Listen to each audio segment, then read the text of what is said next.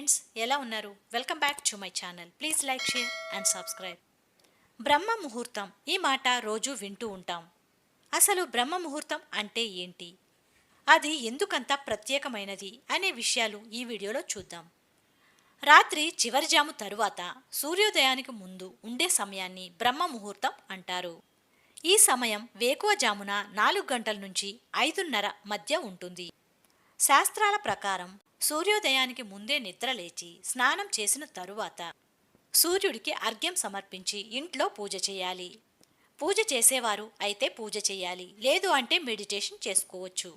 బ్రహ్మ ముహూర్త సమయంలో దేవతలను పూజించటం వల్ల మానసిక శారీరక ఒత్తిడి నుంచి ఉపశమనం లభిస్తుంది. దీనితో పాటు భగవంతుని దయతో అన్ని రంగాల్లో విజయంతో పాటు ధనలాభం కలుగుతుంది అని ఎందరో నిరూపించారు. బ్రహ్మ ముహూర్తంలో నిద్రను త్యాగం చేస్తే సర్వోత్తమమని మన ఋషులు మహర్షులు చెప్తారు. ఎందుకంటే జ్యోతిష్య శాస్త్రం ప్రకారం ఉదయం ఏ విధంగా గడిస్తే ఆ రోజు అదే విధంగా ఉంటుందని, కనుక ఉదయం చేసే పని రోజువారీ దినచర్యపై తీవ్ర ప్రభావం చూపుతుందని నమ్ముతారు. అందుకే తెల్లవారుజామున లేవాలని, బ్రహ్మ ముహూర్తంలో నిద్రలేస్తే మంచిదని, ఆ సమయంలో చదివితే బాగా గుర్తుంటుందని, ఇంకా ఆ సమయంలో పుట్టినవారు అదృష్టవంతులు అవుతారు అని అనేకసార్లు పండితులు చెప్తారు. హిందూ ధర్మంలో అనేక పురాణాల్లో, శాస్త్రాల్లో ఈ బ్రహ్మ ముహూర్తం గురించిన ప్రస్తావన ఉంది. ఇది చాలా ప్రత్యేకమైనదిగా, పవిత్రమైనదిగా పేర్కొన్నాయి. ఈ సమయంలో నిద్ర లేవటం వలన అందం, బలం, జ్ఞానం, తెలివితేటలతో పాటు విజయం, ఆరోగ్యం ఉంటుందని చెప్తారు. అందుకే తెల్లవారుజామున లేవాలని, మొట్టమొదట రోజుని దేవుడి స్మరణతో ప్రారంభించాలని సూచిస్తారు. ఇలా చేయడం వల్ల జీవితంపై సానుకూల ప్రభావం ఉంటుంది. దీంతో జీవితంలో ఒక్కో సమస్య క్రమంగా దూరమవుతుంది. సూర్యోదయానికి 4 గడియల ముందుండే బ్రహ్మ ముహూర్తంలో కొన్ని పనులు చేయడం ద్వారా దురదృష్టం కూడా అదృష్టంగా మారుతుంది అంటారు. జ్యోతిష్య శాస్త్రం ప్రకారం ప్రతిరోజు బ్రహ్మ ముహూర్తంలో నిద్ర లేవడం శుభప్రదంగా పరిగణించబడుతుంది. ఎందుకంటే దేవుడు కూడా బ్రహ్మ ముహూర్తంలోనే మేల్కొంటాడు. మనం యూనివర్స్, విశ్వం అని దేనిని అయితే అంటున్నామో, విశ్వం తన ప్రక్రియను మొదలుపెట్టే సమయం కూడా ఇదే. కనుక తెల్లవారుజామున 4 గంటల నుంచి 5:30 వరకు ఉండే సమయాన్ని బ్రహ్మ ముహూర్తం అంటారు. బ్రహ్మ ముహూర్తంలో నిద్ర లేవడం వలన అందం, తెలివితేటలు, ఆరోగ్యంతో పాటు లక్ష్మీదేవి అనుగ్రహం పొంది సంపన్నులవుతారని, అంతేకాకుండా శరీరం తామర పువ్వులాగా అందంగా మారుతుందట. ఎందుకంటే బ్రహ్మ ముహూర్తానికి ప్రకృతికి లోతైన సంబంధం ఉంది. ఈ సమయంలోనే ప్రకృతిలో ప్రతిదీ మేల్కొంటుంది. జంతువులు, పక్షులు, పువ్వులు, ఇలా తామర పువ్వు కూడా ఈ సమయంలోనే వికసిస్తుంది. కోడి కూయడం ప్రారంభిస్తుంది. ఓ విధంగా చెప్పాలంటే ప్రకృతి కూడా బ్రహ్మ ముహూర్తంలోనే చైతన్యవంతమవుతుంది. కనుక తెల్లవారుజామున 4 నుండి 5:30 మధ్య సమయాన్ని బ్రహ్మ ముహూర్తం అంటారు. అందుకే ఆ సమయంలో లేచి మన దైనందిన కార్యక్రమాలు మొదలుపెట్టాలి అనేది ప్రకృతి మనకు ఇస్తున్న సూచనగా భావించాలి. బ్రహ్మ ముహూర్తంలో నిద్ర లేచిన వ్యక్తులు విజయం సాధించే అవకాశాలు ఎక్కువ. ఎందుకంటే ఈ సమయంలో వాతావరణంలో చాలా సానుకూలత శక్తి నిండి ఉంటుంది.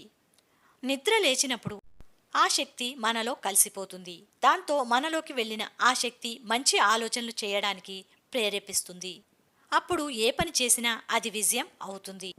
కొంతమంది బ్రహ్మ ముహూర్తంలో లేచి ఏమి చెయ్యాలి అని అడుగుతారు. హిందూ పురాణాల ప్రకారం నిద్ర లేచిన వెంటనే చేయాల్సిన మొదటి పని మన అరచేతులను చూడటం. కరాగ్రే వసతు లక్ష్మి, కరామధ్య సరస్వతి, కరమూలే స్థిత గౌరి, ప్రభాతకర దర్శనం అనే మంత్రాన్ని పఠించండి. రాదు అంటే వదిలేయండి, కానీ అరచేతులను మాత్రం చూడండి. ఇలా చేయడం వల్ల దేవతల ఆశీస్సులు ఎల్లప్పుడూ ఉంటాయి. అంతేకాదు సంపదకు దేవతైన లక్ష్మీదేవి, విద్యాదేవత సరస్వతిల ఆశీర్వాదాలు లభిస్తాయి. ఆంజనేయ స్వామి సీతమ్మను చూసేందుకు అశోకవనానికి వెళ్ళింది. సీతమ్మను చూసింది కూడా బ్రహ్మ ముహూర్తంలోనేట. సూర్యోదయానికి ముందే నిద్ర లేచి స్నానం చేసి మీ దైనందిన కార్యక్రమాలు మొదలుపెట్టండి. లేదు అంటే మీకు ఇష్టమైన పనులు చేయండి. ఇంట్లో మంచి ప్లెజెంట్ని ఇచ్చే మంత్రజపం లాంటివి ప్లే చేయండి. ఓం అని కానీ, లేదు అంటే గాయత్రి మంత్రం ఓం భూర్భువః స్వః తత్సవితుర్వరేణ్యం భర్గో దేవస్య ధీమహి ధియో యో న ప్రచోదయాత్ అని జపించండి. లేదు అంటే వినండి. ఇలా చేయడం వల్ల మనసు చెలించదు. ఇంకా ఆయుర్వేదం ప్రకారం బ్రహ్మ ముహూర్తంలో నడవడం వల్ల శరీరంలోకి సంజీవిని శక్తి ప్రసరిస్తుందని, ఆ సమయంలో ప్రవహించే గాలిని అమృత తుల్యంగా పరిగణిస్తారు. అందుకే వీలైతే కొద్దిసేపు వాకింగ్ చేయండి, ఎక్సర్సైజెస్ చేయండి, యోగా చేయండి. ఇలా ఏవైనా ఉత్సాహాన్ని ఇచ్చేవి చేయండి. బుక్స్ చదవండి. What ever you want you can do it. ఇక బ్రహ్మ ముహూర్తంలో లేచి చదవండి అని మన పెద్దలు అంటారు కదా, ఆ సమయం చదవడానికి ఉత్తమమైనది. ఎందుకంటే రాత్రి విశ్రాంతి తీసుకున్న తరువాత మనం ఉదయం లేచినప్పుడు శరీరం, మెదడు ఎంతో శక్తివంతంగా ఉంటాయి. ఈ సమయానికి సరస్వతి యానం అని కూడా పేరు. అందువలన చదివింది వంటబడుతుంది. బ్రహ్మ ముహూర్తం అమృతం లాంటిదని అథర్వణ వేదం ప్రకారం ఈ సమయంలో చేసే సాధన వల్ల సత్వగుణ సంపద పెరుగుతుంది అని చెప్తారు. సూర్యోదయం తర్వాత కూడా నిద్రిస్తే ఆలస్యం, అజాగ్రత్త పెరుగుతుంది. అర్ధరాత్రి దాటే వరకు మెలకుగా ఉండటం వలన రజోగుణం పెరుగుతుంది. అందుకే తెల్లవారుజామున ఆలోచించు, పగలు కార్యోన్ముఖుడివిక, రాత్రి నిద్రోన్ముఖుడివిక అన్నారు మన మహర్షులు. కశ్యప ప్రజాపతికి వినతికి పుట్టిన అనూరుడు వినతి తొందరపాటు వల్ల జన్మతోనే కాళ్ళు లేకుండా జన్మించాడు.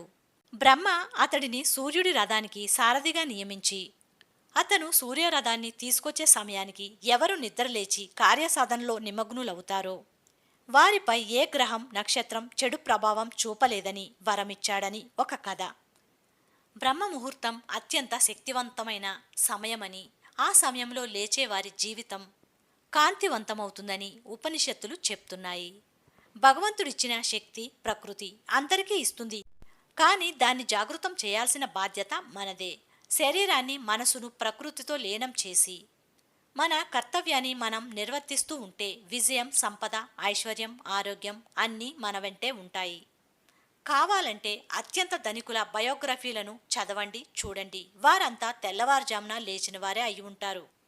ఇదండి బ్రహ్మ ముహూర్తం గురించి. ఇక ఎంతమంది బ్రహ్మ ముహూర్తంలో లేస్తున్నారో కామెంట్స్లో తెలియచేయండి. దీని గురించిన అతిపెద్ద రహస్యం నెక్స్ట్ వీడియోలో చెప్తాను. Until that, take care. Bye bye. Thank you for watching. Please like, share and subscribe.